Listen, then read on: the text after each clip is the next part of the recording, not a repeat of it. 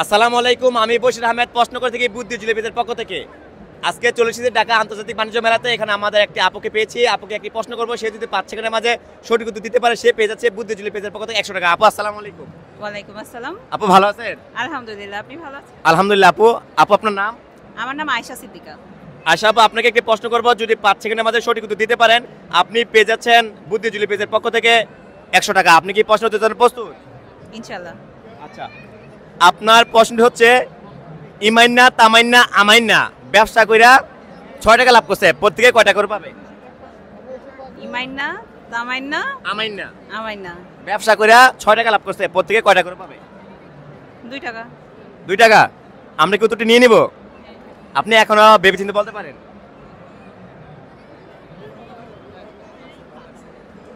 6 টাকা।